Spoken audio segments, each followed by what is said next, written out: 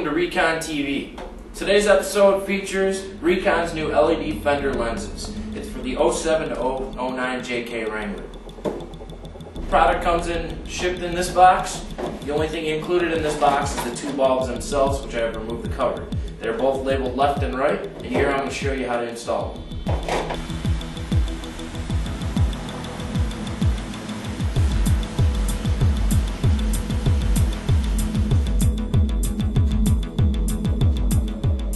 Now, in order to get this light exposed, we have to remove a couple of the pop clips inside the fender itself to get them out. These might be a little bit tricky, but with the proper tools, proper equipment, you can get it done pretty quick.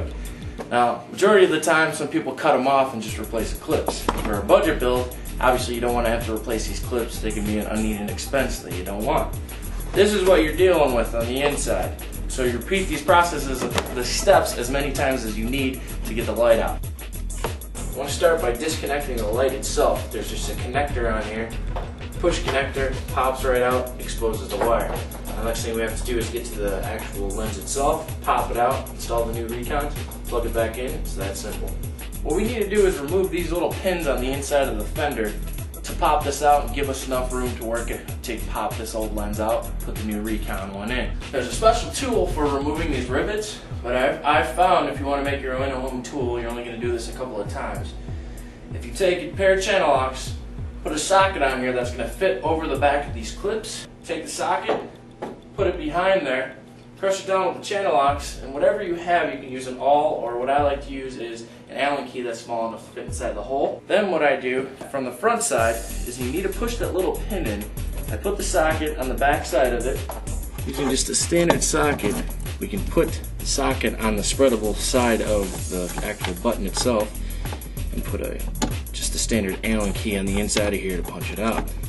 Once you get the flow of it and understand how it works, it pops right out.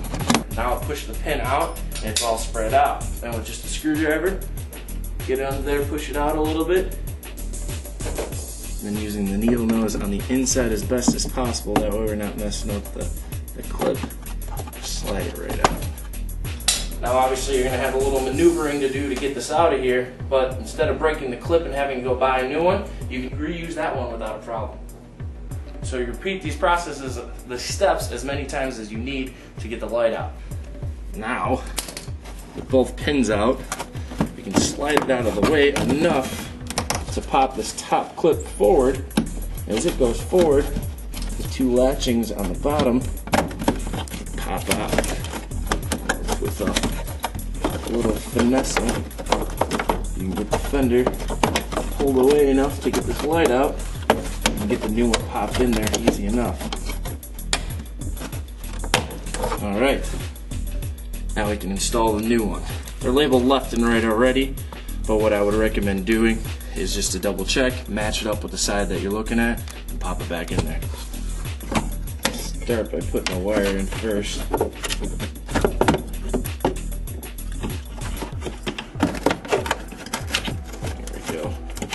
Pop the wire through, find the hole that we just popped it out of. Make sure the bottoms are clipped in first.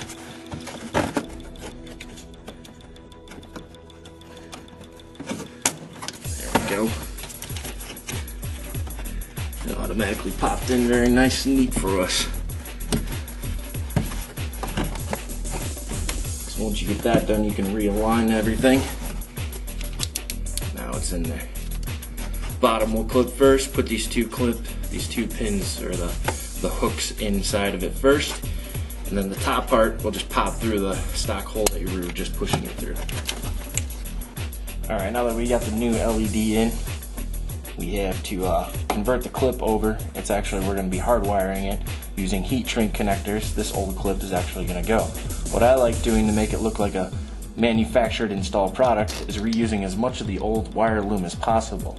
And we can cut it up here and we can shield it. Might have to use a little bit larger wire loom to hide the actual connectors itself, but it'll make it look like a nice OEM look.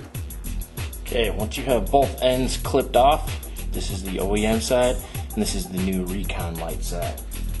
Go ahead and strip each wire.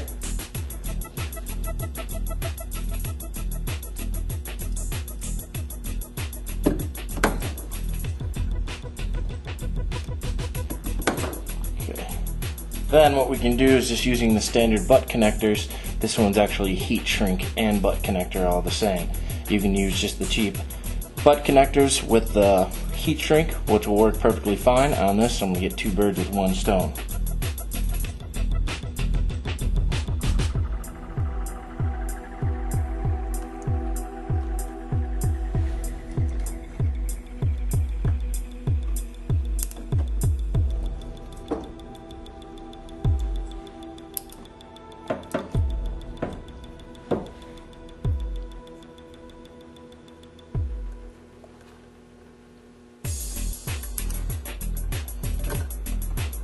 Okay, now that those are crimped, get out the heat gun, heat those up. Like I said, if you're just using regular heat shrink tubing, heat them up at this point.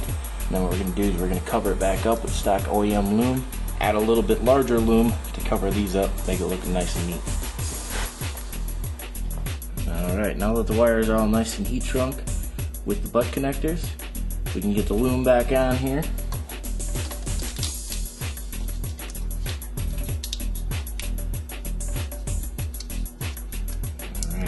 Covers the old wires pretty nice.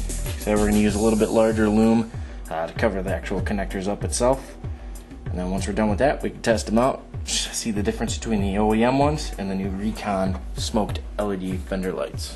Okay, what I highly recommend doing is pre-prepping them before you put in. Considering you have a tight workspace to work with, putting the heat shrink connectors on there, or just the standard butt connectors on there first, and then putting it in there in the fender is going to save you a lot of aggravation. Alright, now that we got it all buttoned back up, wires all done, everything installed, we can actually try it out now. Product came out great. Looks great too. While it's on, when it's off, matches the fender perfect. For this product and many more products, visit ReconAccessories.com. Until next time, I'm your how-to guy with Recon Truck Accessories. Have a good one.